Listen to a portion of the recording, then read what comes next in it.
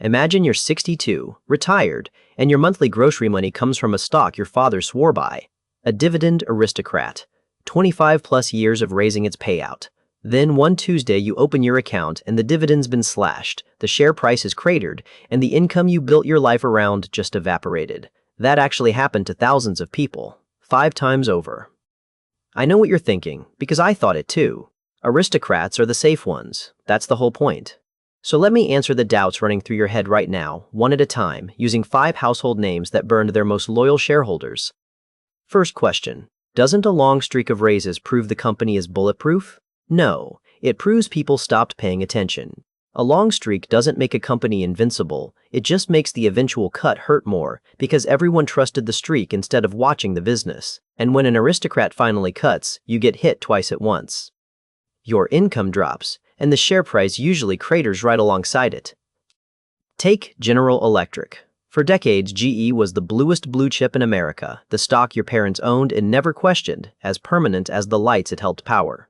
But underneath, GE Capital had bolted a giant, opaque financial machine onto a struggling industrial business. The 2008 crisis ripped the cover off. GE slashed its dividend in 2009. Then in 2017, and again in 2018, it cut the payout all the way down to a single penny. Long-term holders watched a legendary income stock become almost worthless as a payer while the price collapsed. So size and history don't equal safety. A company can be huge, famous, and beloved and still be quietly rotting from the inside. Second doubt. Fine, but a fat, reliable yield from a telecom giant is different, right? That's a set-it-and-forget-it retirement stock. That's exactly what people said about AT&T. A true aristocrat, decades of raises, a juicy yield, worshipped by income investors. Then AT&T went on a debt-fueled shopping spree, buying DirecTV and then Time Warner for enormous sums, piling up one of the biggest debt loads in corporate history, chasing a media empire that never delivered the magic. In 2021 and 22, it spun off Warner Media and reset the dividend, effectively cutting the payout loyal holders had treated as sacred.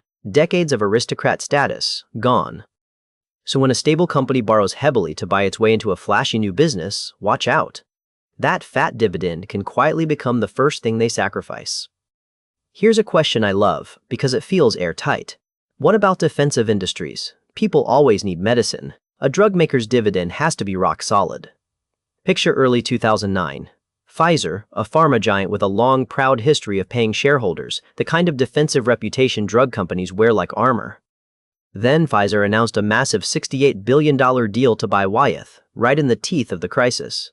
To fund it and protect the balance sheet, it cut the dividend roughly in half. And this one stings because Pfizer wasn't dying. It was healthy. It made a choice. A board can cut your dividend not out of desperation, but simply because they'd rather spend the cash elsewhere. A dividend is a decision someone makes every quarter, not a contract carved in stone.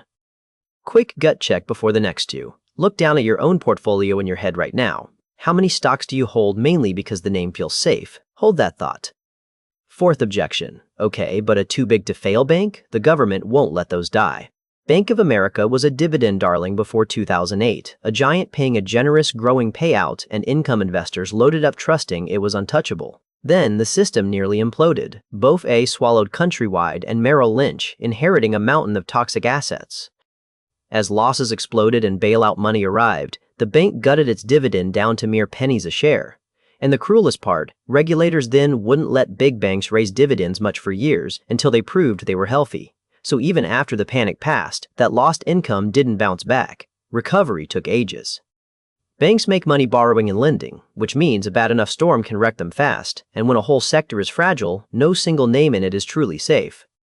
Last doubt, and it's the scariest. Surely a dividend cut is just a stumble, not the end? Meet General Motors. An American institution, a blue chip that paid dividends for generations. Owning GM felt like owning a piece of the country itself. But years of heavy costs, fierce competition, and crushing pension and healthcare obligations had hollowed it out. When the 2008 crisis hit and car sales fell off a cliff, GM ran out of road. It suspended the dividend in 2008 and filed for bankruptcy in 2009. The old shares were essentially wiped out. People who held on for the dividend and the iconic name didn't just lose income, they lost almost everything. So a cut can be the warning siren before total collapse, the first domino, not a hiccup. Now the question you actually came here for. So, am I supposed to avoid dividend stocks entirely? No, you just stop treating them like savings accounts. Start with one number, the payout ratio, the slice of earnings paid out as dividends. As a rough rule, comfortably under about 60% leaves a cushion. If a company pays out almost everything it earns, or more than it earns, there's nothing left to protect the dividend when trouble hits. Then check the debt. Pull up the balance sheet and ask bluntly, is this company drowning in borrowed money?